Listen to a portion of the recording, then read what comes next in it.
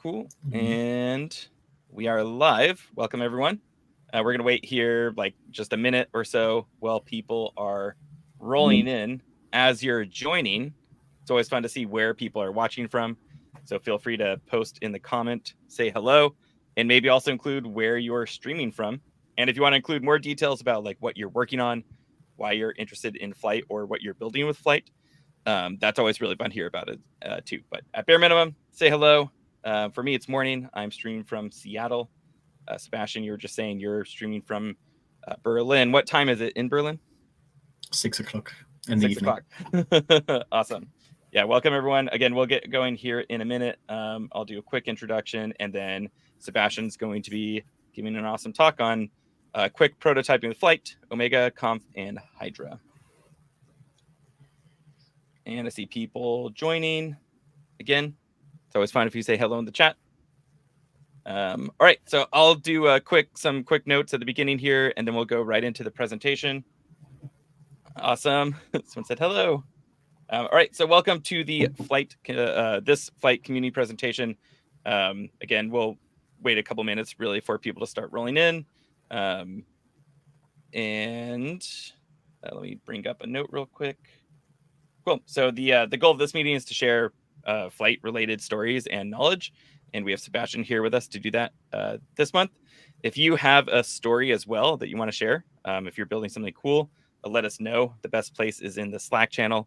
That should be in the description if you want to join the Slack channel, say hello in there. But also if you're building something with Flyte and you want to show it off in a presentation like that, this is a great place to do so. If you're unfamiliar with Flyte and you're joining it, it's one of the most popular open source orchestration platforms. A lot of people use it in the AI and ML space. Check it out on GitHub. Again, link should be in the description. I'll also post a link in the chat. And I'll also get the Slack link too, because I think I forgot to share that. But again, these should be in the description. So if you're also watching the recording, come in and say hello there. And post that. Also, if you're new to Flyte and you've never used it before, or you're interested in it, but you, I guess, don't know where to start, check out an upcoming event we're doing next week. You can go to union.ai, go to events, and I'll also try to post in the chat. It looks like I can't tell if my comments are posting in there right now, but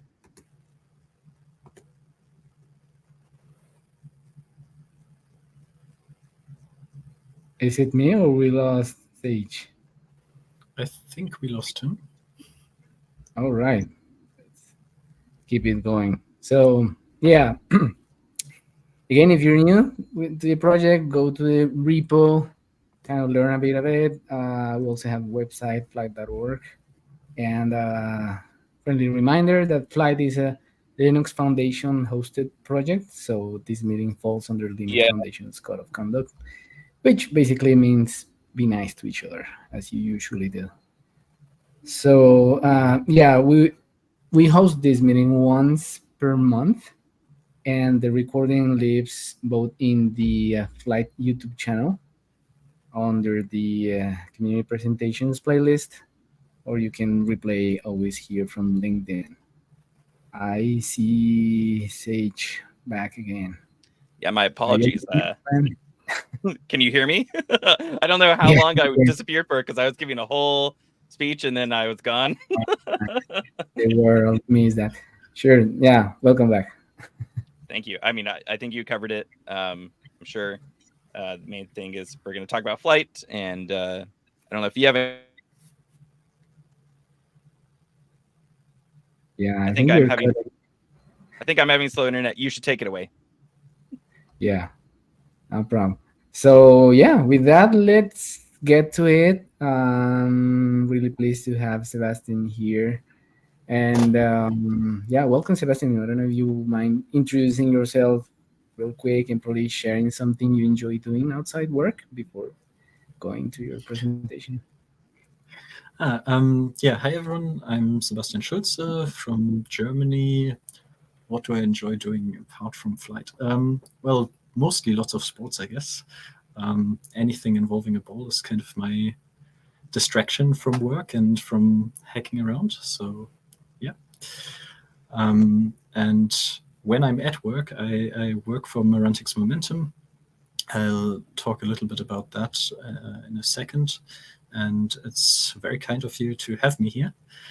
And yeah, I'm really pleased to finally feed back to this community, and just happy to be here, I guess.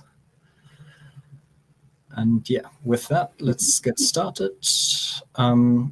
As said, I work for Merantix Momentum, and there I'm a senior machine learning researcher. Previously, I was also in an engineering role working in client projects, and that's really the use case that we adopted Flyte for about 2 years ago now.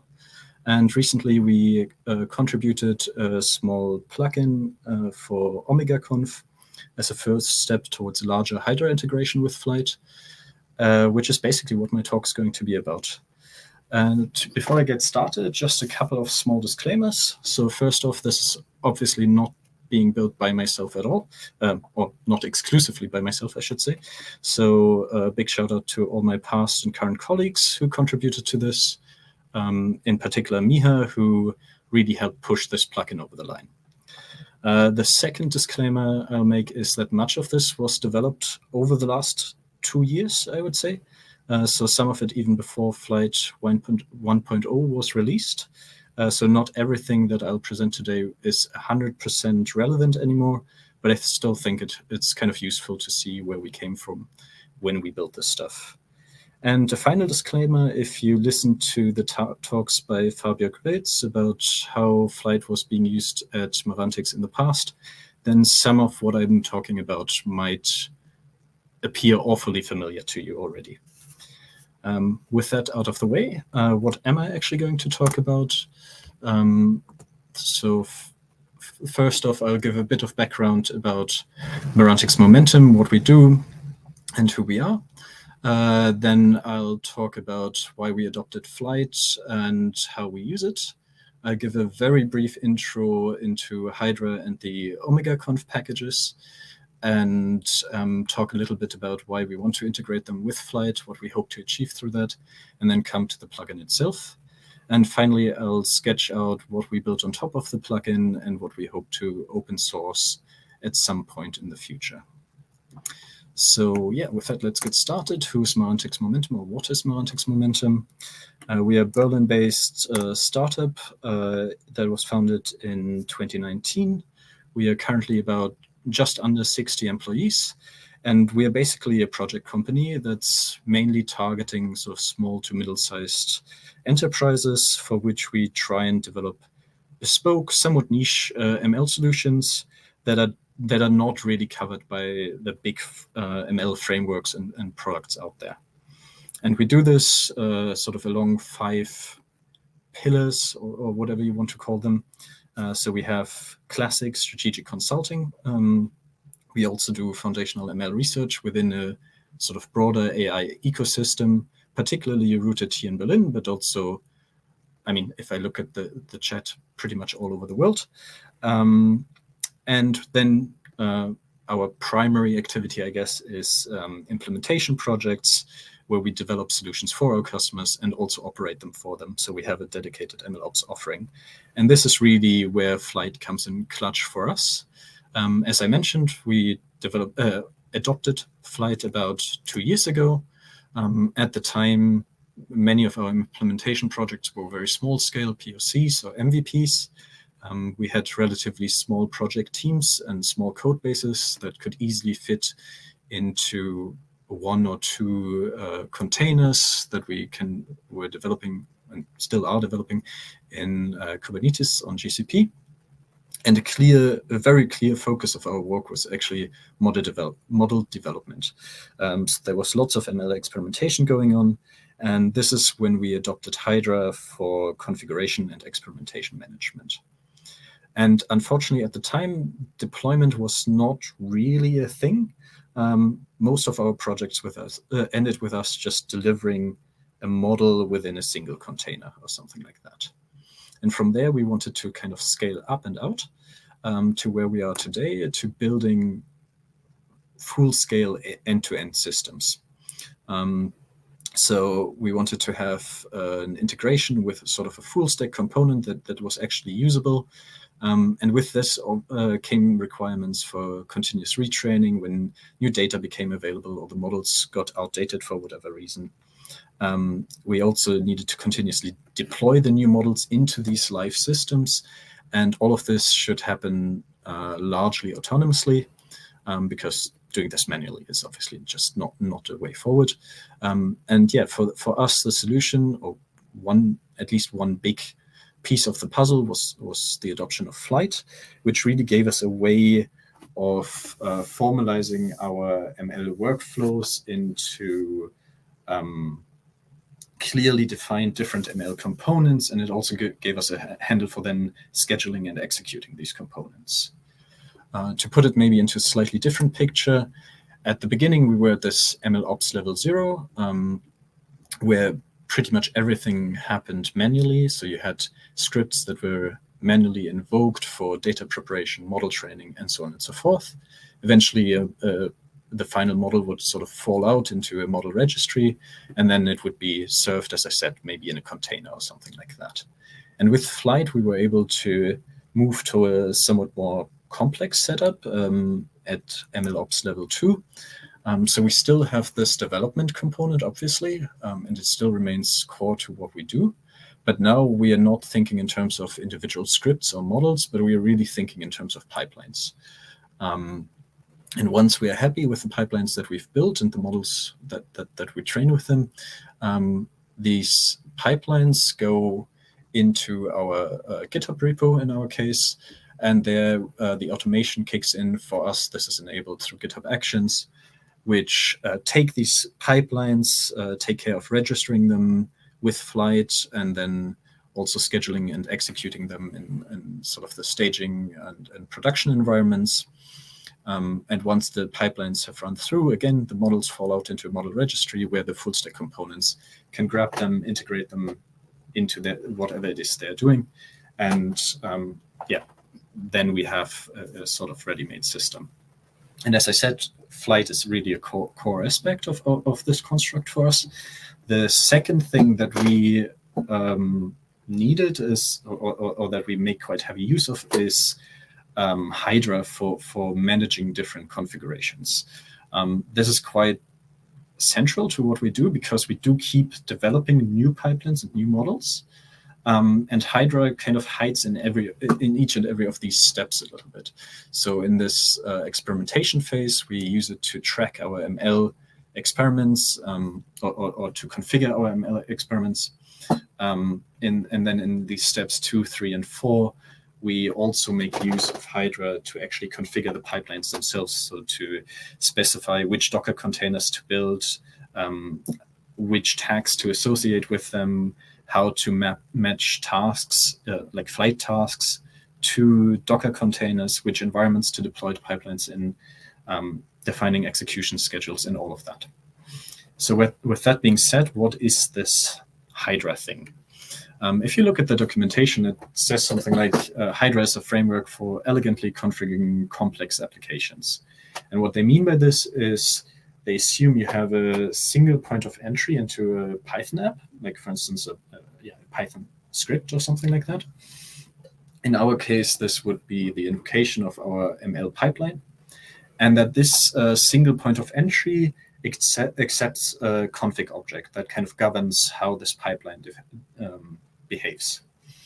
They also assume that this config is structured in different subconfigs or submodules.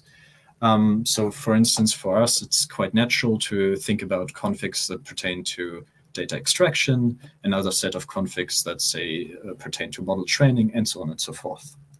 And what Hydra then gives you is a way of managing and assembling these different subconfigs via a CLI that just wraps your Python script. And all that's required for the user to do is to define these configs either through YAML or as actual Python data classes.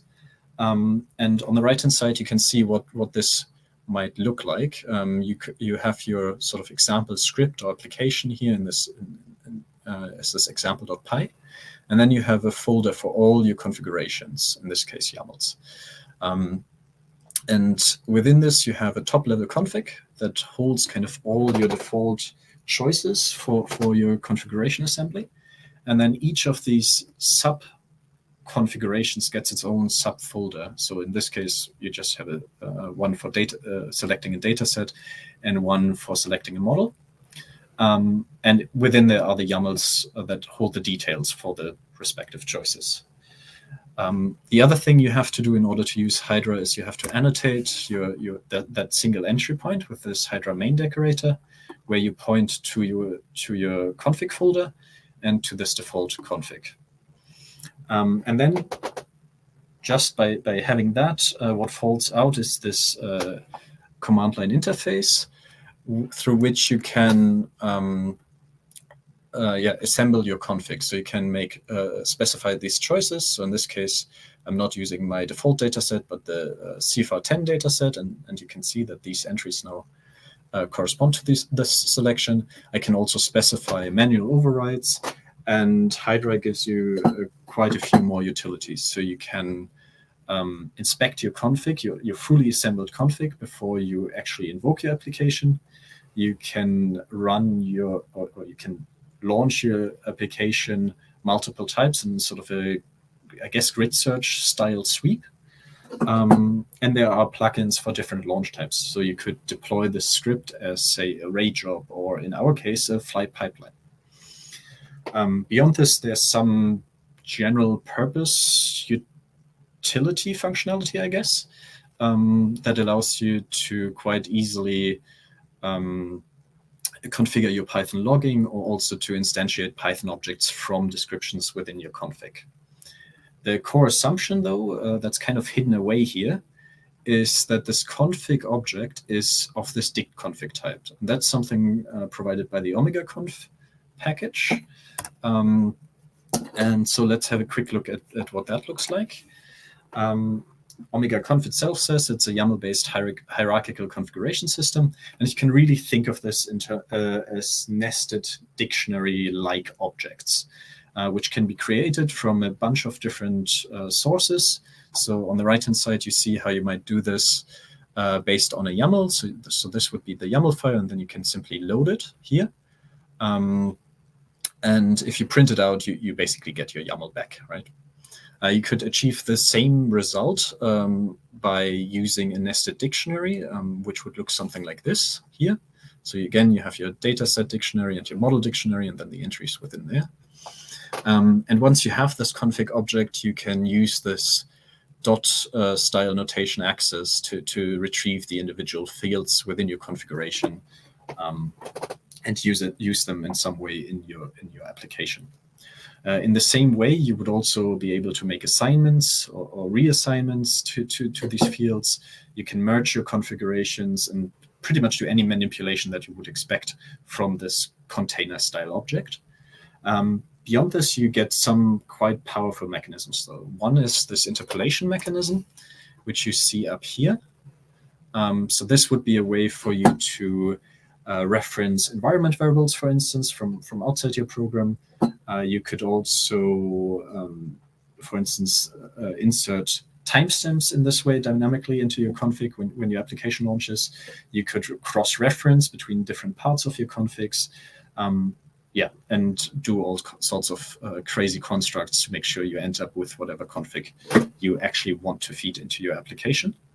And then OmegaConf also gives you a couple of runtime checks. So if you initialize your config from a data class, then you get basic type checking for free based on the definition of your data class. It also checks that you have the correct keys in your configuration. You can declare these sort of mandatory elements that have to be set explicitly before you can access them. Otherwise, you get this runtime error here. And you can also mark parts of your config as read-only sections so that you cannot manipulate them by accident. Or you could even do this for the entire config at once. And as I said, you don't really have to worry about creating these objects. Hydra does this for you. And the idea that we had was we use Hydra to create our configs. We use Flyte to then do something with these configs. And in theory, this should be quite a powerful tool. And the benefits that we were hoping for are kind of summarized on this slide. So during development, firstly, obviously, we wanted to maintain this fast pace of experimentation that Hydra gives you by simply iterating through a bunch of configs. But the modular sort of structure of these Hydra configs already meshes quite nicely with Flyte, because in Flyte you have the different tasks, like your modular pipelines. And if you use your configs to dictate the behavior of your tasks, then Flyte can cache based on these configs, right? So if a pipeline has a quite expensive, say, data preparation step, then Flyte can cache this, and it is only executed when either your config actually changes or obviously the logic of that task itself. Beyond that, what's quite useful for development is that you still have these grid search style executions, which obviously in ML is quite useful for things like hyperparameter optimization or similar things, which you get through the Hydra sweeps. And then the second step for us is the move towards production. So there, this combination of Hydra and Flyte gives you a quite easy way of transferring your pipeline from development into a different environment. And the Hydra configs give you a way of injecting sort of logical changes, right? Switching between different data sets, for instance, if you have an experimentation data set and maybe a production data set or something like that. And Flyte takes care of, let's say, the infrastructure side of things, of providing the different execution environments and so on and so forth. Additionally, I mentioned earlier that we wanted to have a relatively high degree of automation. And again, Flyte does this very naturally through the scheduling of pipelines. And Hydra can sort of support here by injecting different adaptations of your pipelines depending on how things are invoked. Two kind of historic reasons why we wanted to have this combination is that when we started, the CLI for Flyte wasn't really as developed as it is today. So it was not as easily possible to register the tasks and then execute them. So Hydra, again, by providing a CLI, gives you that kind of for free. And another thing that we struggled with was associating different containers with different tasks. And again, the Hydra configs were kind of our way of defining that. One key assumption that you kind of need to get around, though, is that Hydra has these stick config objects, and now the tasks need to be able to work with them. And this is where the plugin comes in that I mentioned at the very start of my talk. It basically provides a type transformer for the OmegaConf types. So dict config, and there's a list config. And once you pip install this plugin, you might want to start building workflows based on these types. And that might look like something like, this. So this is really just a dumb example, but on the top, you can see that you need to import the plugin in order to register our new type transformer. And then obviously you need to import the types that you actually want to work with. After that, you have to instantiate your config. So here it's done from a data class through this structured function. And then your tasks can ingest the dict config objects and actually make use of them. So in this case, just print some entry. But you could imagine maybe training a different architecture depending on what your config encodes. Under the hood, what the type transformer does for you is it serializes and deserializes these objects for passing them between different tasks. And it does so by really recursively traversing this nested structure of configs. And at each node, we serialize both the node type as well as the value. The type is identified in this kind of hierarchy that I tried to sketch out here. So if there's a manual type annotation, then obviously we use that.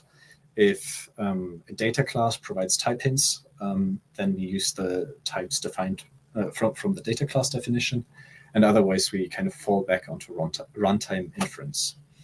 And the type itself is then serialized as a string, just the full import path essentially. The value of that node is then serialized using an existing type transformer. The type transformer itself is selected based on the identified type.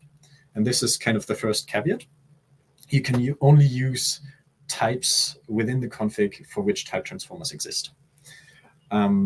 If that's the case, though, then you might get out something like this. So if this is your config instantiated from a YAML, then the serialized version would look roughly something like this. So for instance, for this experiment name field, you have the type here and the value here in this scalar primitive fashion. And the model, which is a nested config, itself serializes as a dig config. And then the entries from that are, again, nested in here with their type and value information. And the reconstruction then happens exactly the other way around. We look at the type information, we grab the type transformer deserializes the value, and we get our config object back as a whole. What you can also see is that we have this base data class annotation here and down here. Basically, whenever we serialize this dig config container, because remember, this might also be based on a data class, in which case during deserialization, we want to get our validation steps back, right? So this, imagine the same config was now produced from these data classes here. So the entire config would correspond to this foo-conf, and the model entry would maybe be of this type bar-conf.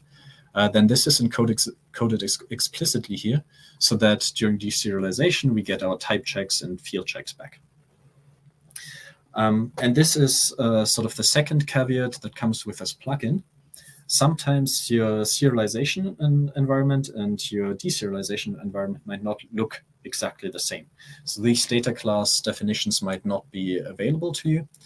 And for that, we have two different type checking modes, essentially.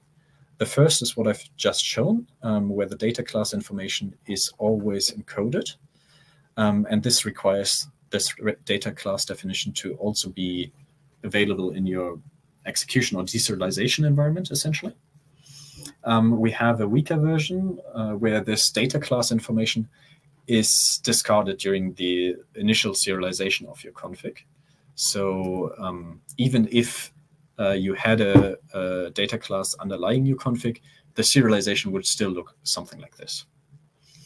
And the default behavior is actually a mixture of the two.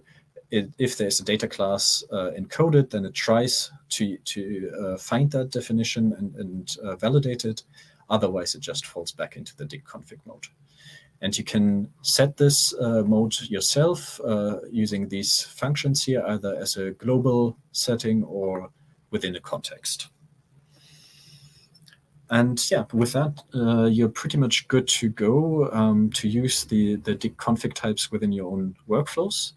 And yeah, how do we use this? We actually went one step further. We built another plugin for Hydra, what we call the Hydra-Flyte launcher. And this this plugin, when you invoke your Python script, splits the config into two parts. One goes to the workflow, as you would expect. That's basically the arguments, your actual config for your pipeline.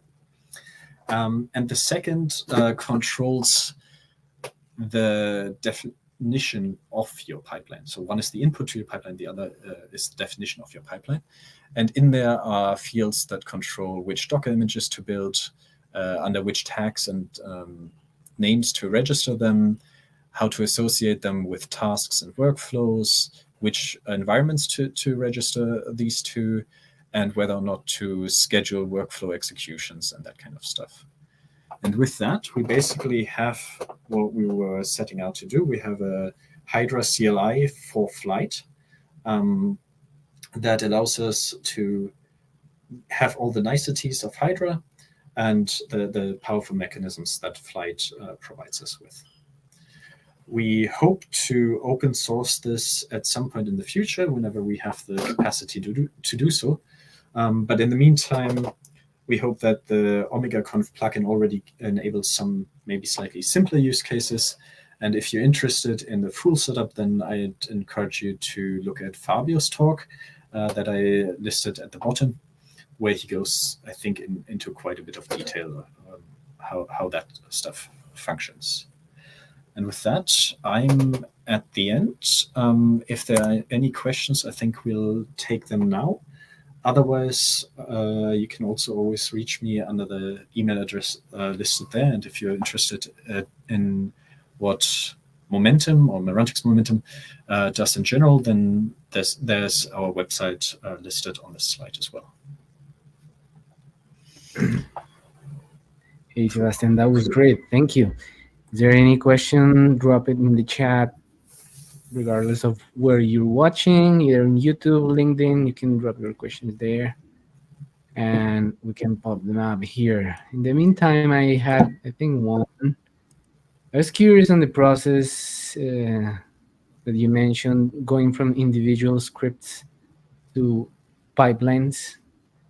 And I still think that that's one of the major changes in mindset that the team or a data scientist has to do when adopting something like Flyte. So I'm curious how much of a effort was to kind of change this mindset when adopting Flyte. I would say it's an ongoing effort, to be honest. In particular, as I said, we do ML research where we are not even considering production setups as such. And I think having sort of been on both sides, engineering and research, I do find myself sometimes growing a bit lax with this. So yeah, it's definitely quite a bit of effort to consider whether or not I want to think like I just want to quickly prototype something as a script and maybe not think of it as a pipeline. But at the end of the day, I would say it's still a useful exercise to do, and it typically ends up just saving you so much time down the line that it's just useful also, and even in research settings where you later on have things to consider, like reproducibility of your experiments and all things around that issues that come with that. Yeah, absolutely. I think you nailed it. I mean, yeah, reproducibility, even especially in research, I think it's very important. That's great. There's a question from Niels.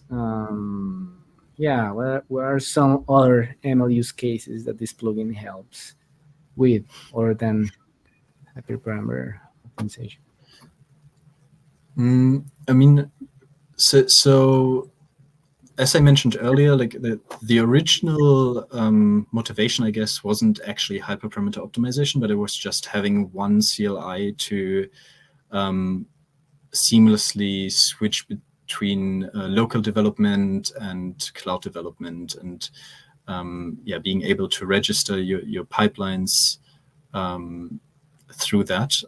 So there, I guess, is sort of first use case. I guess that's also slightly outdated now, given how much Flyte has developed over the years. The second is actually that Hydra-Flyte launcher. So being able to configure your pipelines with Hydra is quite useful, I would say, because it does enable this transfer between different environments. And yeah, I would say, so off the top of my head, those are the two main ones.